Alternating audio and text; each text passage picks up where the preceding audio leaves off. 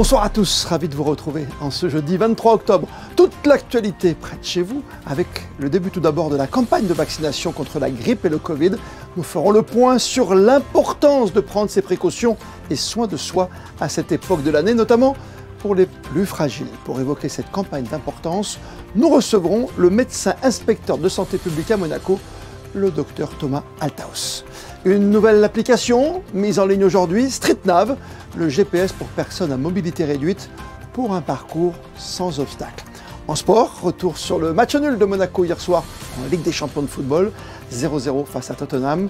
Et puis en matière d'environnement, nous nous attarderons sur le 10e appel à projet à micro-initiative lancé par l'association BIMED pour lutter concrètement contre la pollution plastique.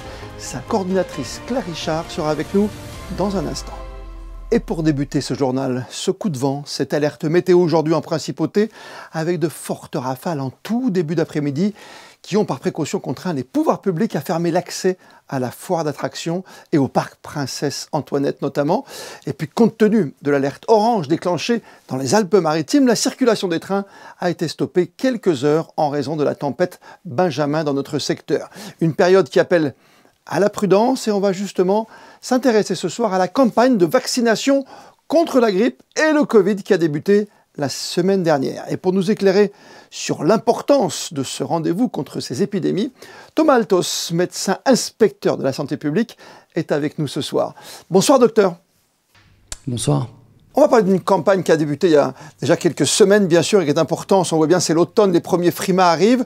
Campagne pour éviter la grippe et la Covid qui est toujours là, le Covid qui est toujours présent. Écoutez, oui, la Covid n'est jamais vraiment partie. On détecte le virus dans les eaux usées, y compris à Monaco. Et donc, évidemment, nous avons besoin de nous protéger contre ce virus qui continue de circuler, effectivement. Et vous protégez les gens de 7 à 77 ans, c'est juste pour une catégorie pour les plus anciens? Eh bien, en réalité, on essaie de protéger le plus de gens possible. Alors, effectivement, il y a une population cible plus vulnérable que l'on souhaite à tout prix protéger des hospitalisations et éventuellement, malheureusement, des décès.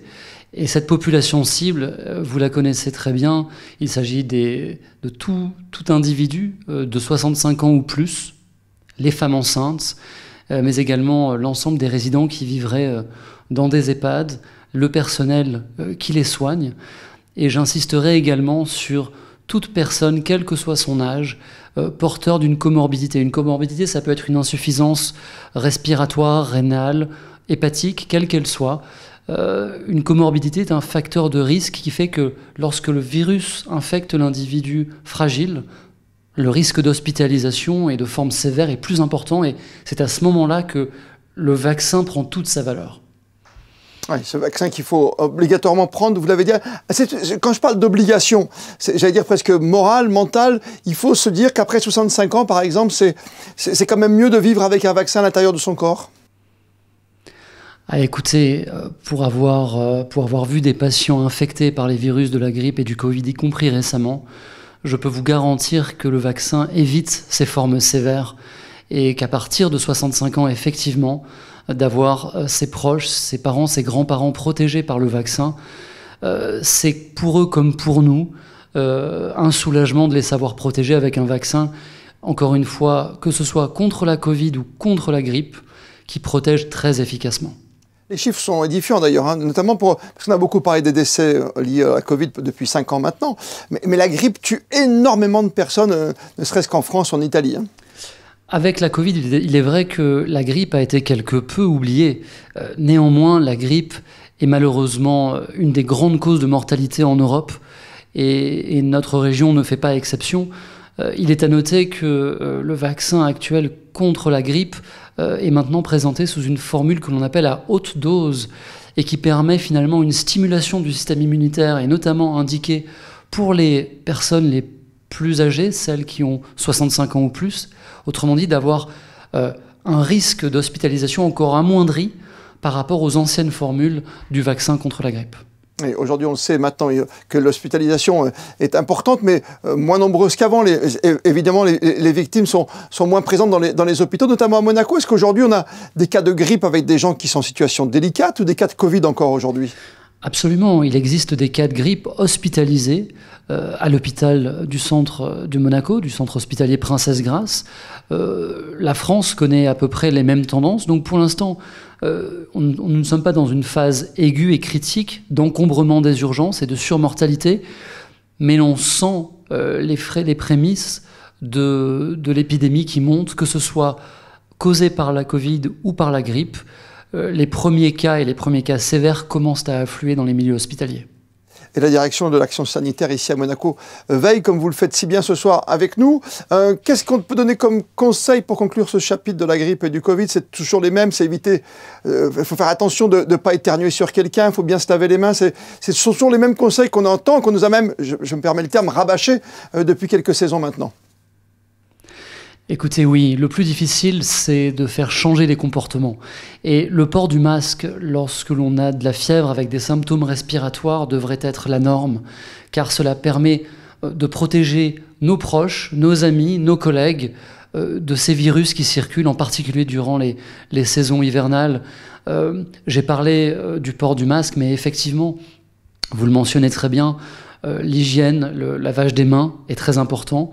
Lorsque l'on est infecté par un virus respiratoire avec des symptômes respiratoires, ne pas hésiter également à s'isoler, à bien s'hydrater et surtout, encore une fois, ne pas négliger l'importance de ces mesures non pharmacologiques comme le masque, le lavage des mains ou l'isolement qui permet réellement de faire la différence pour stopper la circulation de ces virus respiratoires.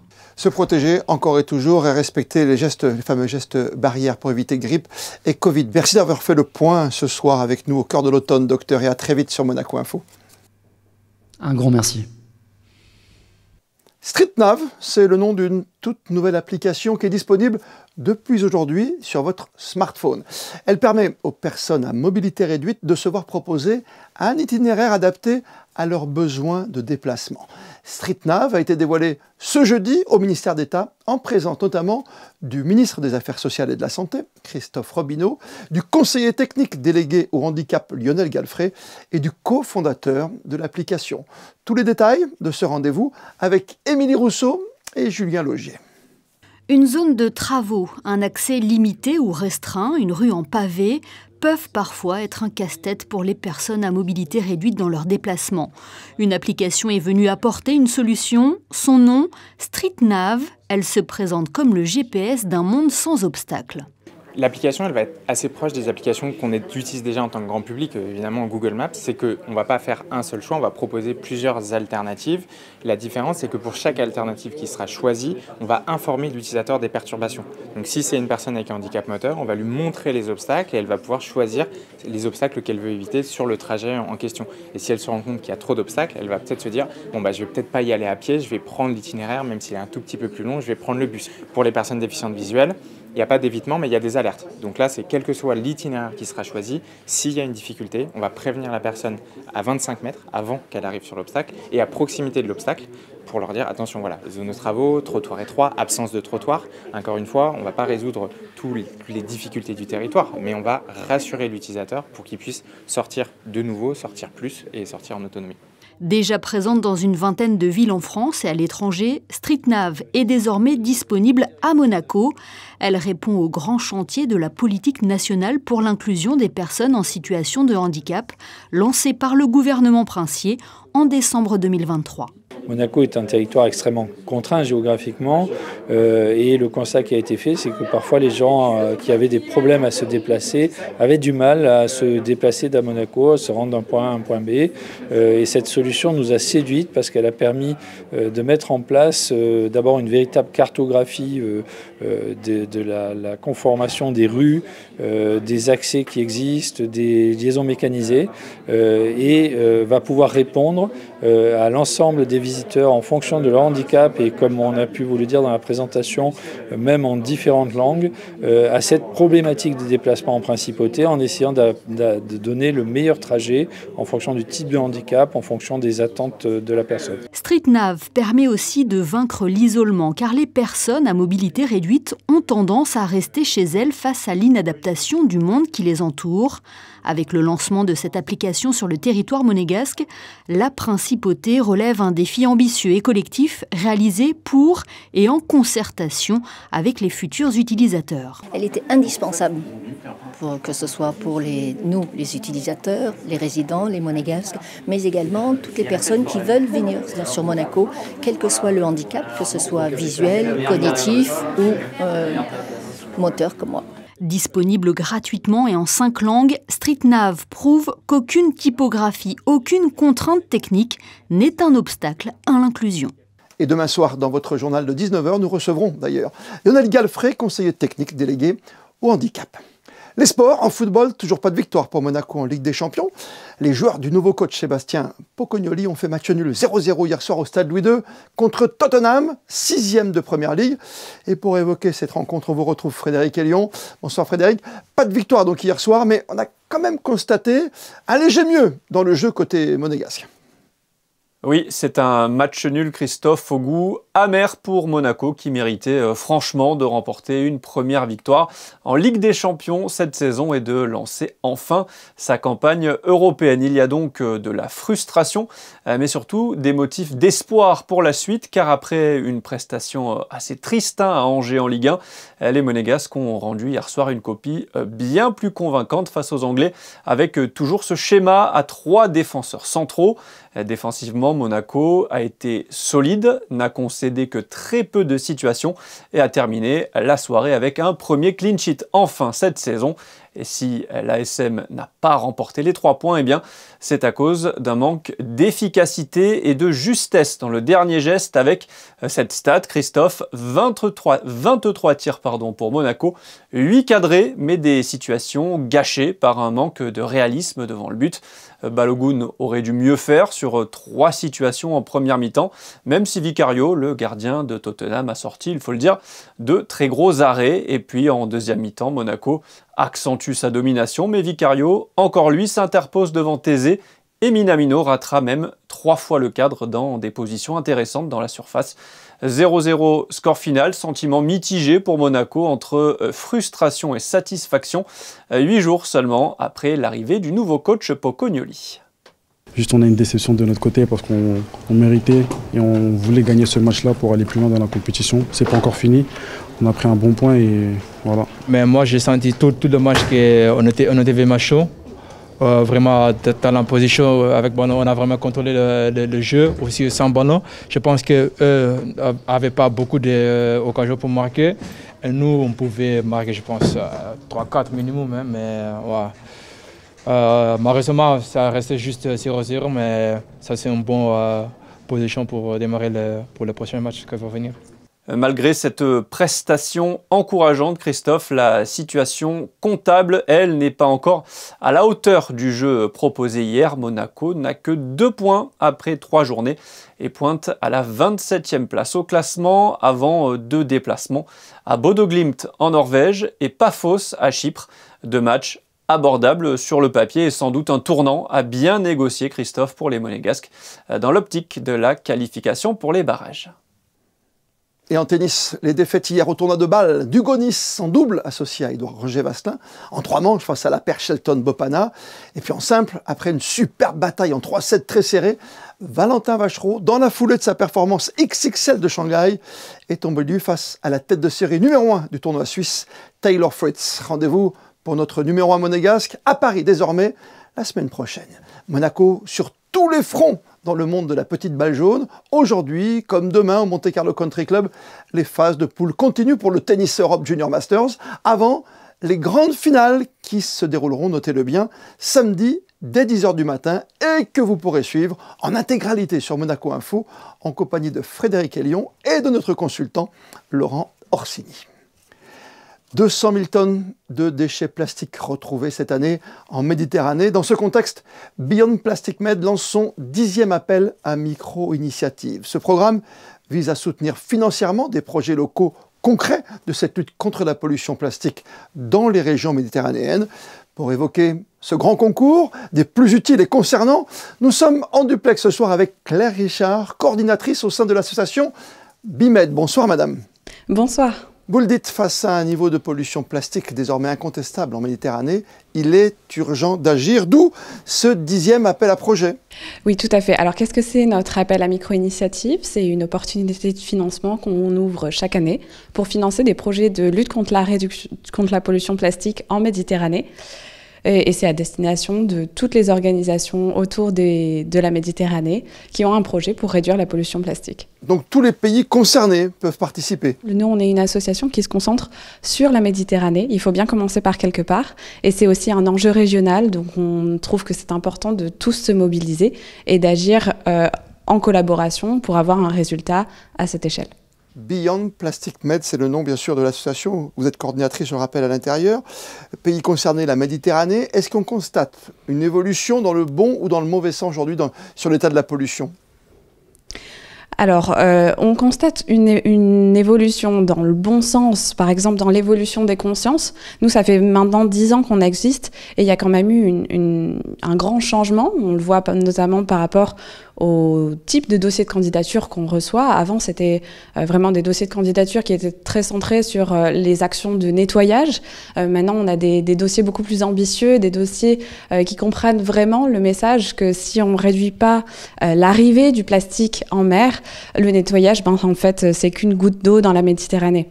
Donc, à ce niveau-là, il y a vraiment une évolution des consciences, une évolution des connaissances, une évolution aussi des consciences au niveau international. Vous avez peut-être entendu parler du traité plastique international qui se négocie en ce moment à l'ONU. Donc, c'est un processus qui prend du temps, évidemment, mais c'est quelque chose qu'on n'aurait pas pu imaginer il y a 10 ans. Donc, à ce niveau-là, il y a vraiment une prise de conscience, je pense, sur l'importance de cette pollution plastique. Par contre, en revanche, il y a une évolution pas forcément dans le bon sens parce que la quantité de production plastique continue d'augmenter et les niveaux de pollution en Méditerranée sont assez inquiétants. Et qu'est-ce qui est concrètement aujourd'hui en place pour lutter contre cette pollution plastique en Méditerranée ?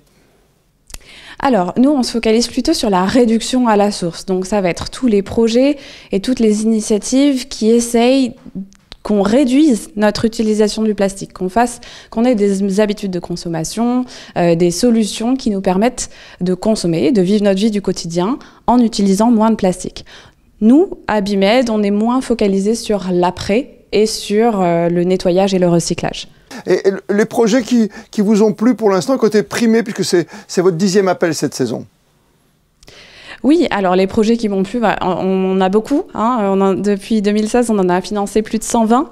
Mais je pense que le dernier exemple en date qui m'a énormément plu, c'était un projet au Liban qui a mis en place un système au sein d'une communauté locale de récolte et de recyclage des déchets pour en fait permettre d'avoir un environnement plus sain, et il y avait un système de récompense pour les gens qui rapportaient les déchets. Et d'un autre côté, en plus, là, ce que vous faites, c'est que vous allez doter ces prix pour la meilleure initiative. Oui, alors tout à fait. Nous, c'est pas vraiment un système de concours, c'est un système d'appel à projet. Et donc, du coup, on peut financer des projets jusqu'à 15 000 € cette année, mais pour pouvoir tout simplement soutenir les associations qui mettent en œuvre des actions et qui sont vraiment un moteur du changement et de mettre en place des actions. Et donc, on peut financer des associations, mais aussi des institutions scientifiques, des petites entreprises, le secteur privé est un acteur aussi très, très important pour pouvoir changer les choses, et également les municipalités, puisque souvent les municipalités ont des idées, ont envie de mettre en place des choses, mais pas forcément les moyens pour. Et donc, en collaboration avec des associations, ils peuvent déposer des projets chez nous. Ce sont 200 000 tonnes, c'est ça, déversées chaque année, à peu près, de plastique? Oui, la Méditerranée représente à peu près 1% de la surface des océans sur Terre, mais elle représente jusqu'à 5 à 10% de la concentration en pollution plastique. Donc, ça vous donne une idée de l'ordre de grandeur de la pollution. Si, 1000 fois d'avoir pris du temps pour nous parler de ce 10e appel à micro-initiative pour ces futurs projets. Bonne fin de soirée à vous.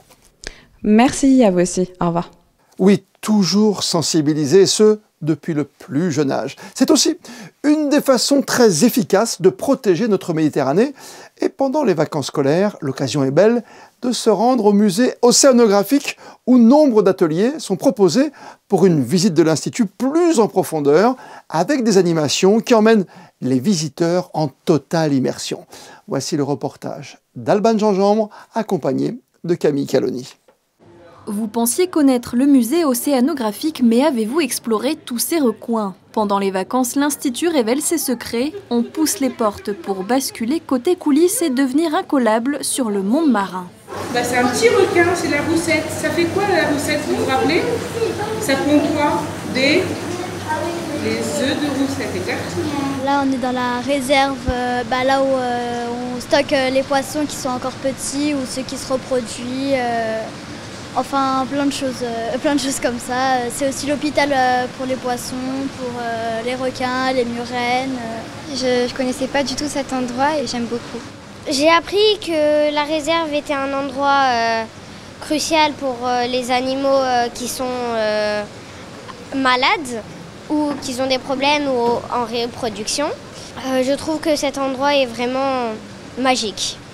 Stage pour enfants ou atelier groupé, l'animatrice livre des explications inédites pour une expérience personnalisée. Souvent, les étoiles de mer elles vont avoir 5 bras. Et si un prédateur les attaque, il coupe un bras, et ce bras il va repousser. Comme ça, ils ont toujours 5 bras. On peut toucher les animaux et qu'il y a quelqu'un qui nous explique. Pour donner un côté plus dynamique à la visite et moins statique ou moins spectateur. On va baser notre information aussi sur le public. Et il y a aussi la possibilité de poser des questions, donc être au contact d'animateurs scientifiques qui ont énormément de connaissances et une passion pour les animaux marins et donc qui apportent cette précision qui ne pourrait pas être disponible directement en visitant les aquariums. Visite du musée, plongée virtuelle dans une aire marine protégée ou encore escape game, tous les moyens sont bons pour retenir un message essentiel. Ça nous a appris beaucoup de choses, qu'il fallait moins polluer. C'était chouette, c'est une super visite dans un endroit en plus magnifique. On est toujours sur quelque chose d'assez interactif. Tout le monde s'est régalé, donc tout le monde a trouvé de points d'intérêt dans la visite du musée, que ce soit l'aquarium ou le premier étage ensuite. Et enfin l'escape game qu'ils attendent avec impatience. C'est donc parti pour 30 minutes d'escape game, mais on ne vous dévoile pas tout. Rendez-vous au musée pour en savoir plus. À l'occasion du 20e anniversaire de règne du prince Albert II de Monaco, son effigie a été renouvelée sur les monnaies courantes de 1 et 2 euros portant le millésime 2025 qui seront mises en circulation en principauté de Monaco vers la fin du mois d'octobre par la Trésorerie générale des Finances. Un tout nouveau portrait gravé du souverain de face, accompagné de son monogramme couronné et du fuselé d'argent et même du blason des Grimaldi, qui va donc remplacer désormais le profil qui figurait sur le monnayage monégasque depuis 2005. La VPA, l'Agence pour la valorisation des produits agricoles, organisait ce jeudi au restaurant La Table d'Élise le 23e concours international des huiles du monde. En quoi consiste ce concours? Qui y participe? Voici la réponse dans ce reportage signé Frédéric Elion sur des images de Julien Logier. Grande première à Monaco après 2 rendez-vous autour du café. L'AFPA, l'Agence pour la valorisation des produits agricoles, organisé à la Table d'Élise, un concours international des huiles du monde. Pour cette 23e édition, le concours est ouvert exclusivement aux pays de l'hémisphère sud. Nous adaptons nos concours par rapport aux dates de récolte de chaque région, de chaque pays, et on essaie de valoriser au mieux les produits de saison, les produits qui sont fraîchement pressés ou élaborés. C'est exactement la même chose pour le café. Vu qu'on est au mois d'octobre, c'est l'hémisphère sud qui a l'honneur. Et aujourd'hui, il y a aussi 2 grandes parties pour la dégustation qui se passent derrière moi avec une petite pause. C'est les huiles d'olive et les huiles, d'autres huiles comme les huiles de noix, des fruits, etc. Dans tous les concours de l'AFPA, il y a 2 types de jurys. En amont, un jury technique composé de professionnels déguste tous les échantillons reçus afin de faire un premier écrémage, une présélection de qualité. Entre alors en scène, le jour du concours, le jury gastronomique composé de chefs et restaurateurs qui vient compléter la note du jury technique. On va d'abord juger une huile en la sentant, puisqu'on a les arômes qui montent. Donc le premier, ça va être le nez. Donc on va déjà se créer un imaginaire autour de cette huile qu'on ressent. Ensuite, la deuxième partie, ça va être la mise en bouche, où là, on a les premiers arômes qui arrivent. Alors sur une huile, les premiers arômes, ça va être le piquant, l'amer. En fonction de l'imaginaire qu'on s'est fait du nez, on a ces premiers arômes, et là, on a d'autres descripteurs. Voilà. Et ensuite, on va venir décrire les arômes. On va s'imaginer, comment est-ce que moi, chez moi, dans ma cuisine, je peux me l'approprier. Est-ce qu'elle est intéressante pour moi ou pas? 4 différentes huiles d'olive ont été présentées au jury ce jeudi, à chaque fois dans des verres bleus, afin de ne pas avoir d'impact visuel et de fausser potentiellement l'expérience gustative. Après chaque dégustation, les membres du jury échangent entre eux et évoquent leurs préférences. J'ai un petit faible pour la numéro 2. Alors le seul petit frustration qu'on a dans ce genre de concours, c'est qu'après, à l'issue de ce concours, on ne sait pas quelles sont les origines des huiles qu'on a. Après, je peux le comprendre pour la confidentialité, etc. Mais c'est une petite frustration. Donc j'ai beaucoup aimé la seconde pour ce côté, effectivement, artichaut, amande, feuilles de tomate, donc ce côté un peu herbacé, fruits verts. Donc c'est vraiment très, très agréable. La remise officielle des prix de ce concours aura lieu le mardi 2 décembre à l'ambassade du Pérou à Paris. Ils vont donner de la voix pour la bonne cause. Une vingtaine de bénévoles réunis par le professeur Saoudi, ancien cardiologue du CHPG, préparent actuellement un concert-spectacle prévu très prochainement. L'objectif, collecter des fonds pour une mission bien précise de l'association Amitié sans frontières. Sarah Karim et Julien Logier ont rencontré ces passionnés en pleine répétition. Tous les mercredis et vendredis depuis septembre, c'est le même rituel. Ces passionnés de chant au grand cœur se réunissent au Centre culturel Prince-Jacques à Beausoleil pour préparer le concert-spectacle d'1h30 environ, prévu le samedi 22 novembre à l'auditorium Régnier 3. Moi, tout simplement, je suis électricien, mais vu que c'est quelque chose qui me tient à cœur pour tout ce qui est donc Amitié sans frontières, j'ai dans ce spectacle-là. Moi du coup j'aime bien chanter et je suis venu avec ma mère du coup justement pour pouvoir représenter un petit peu tout ça. Ce show aux airs de comédie musicale est organisé sous l'impulsion du professeur Nadir Saoudi qui a rejoint récemment le conseil d'administration d'Amitié sans frontières Monaco. Pour le mener à bien, cet ancien cardiologue du CHPG a mobilisé son réseau. On va être une quarantaine d'artistes environ. Il y aura des gens très connus. Il y aura le plus connu, je pense, c'est Justin Hayward, le chanteur des Moody Blues, qui va chanter pour nous, rien que pour nous, à la guitare et avec peut-être un peu d'accompagnement. Je ne peux pas en dire plus. Nights in White Satin, qui est son grand succès. Il y aura surtout aussi quelqu'un qui vient de loin, qui vient d'Athènes, qui s'appelle Federico Georgiou. Il vient que pour ça, pour le concert. Et il a un passé qui est très solide, puisqu'il a été le pianiste de Frank Sinatra pendant 2 ans. Le spectacle va être divisé en pays.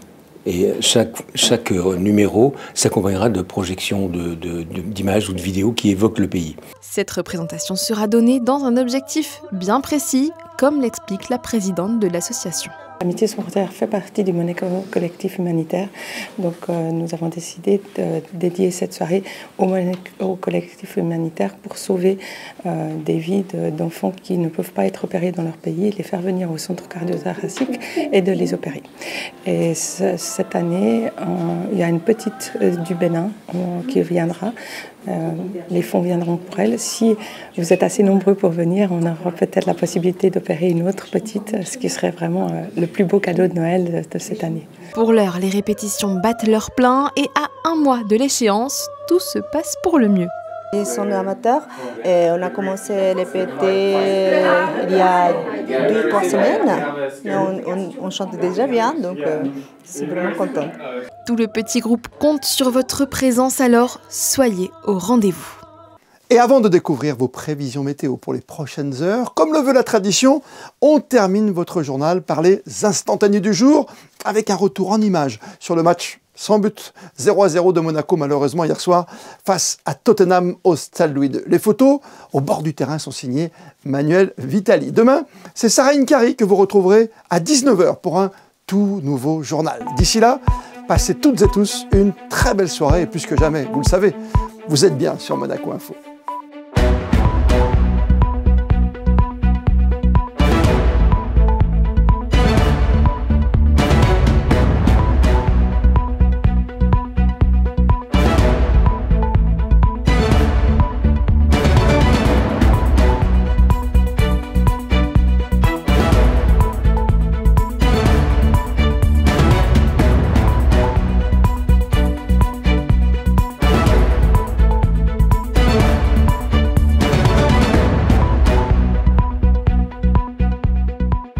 Retrouvez la météo avec Suisse Courtage, votre partenaire de confiance en assurance à Monaco. Protection sur mesure pour particuliers et professionnels.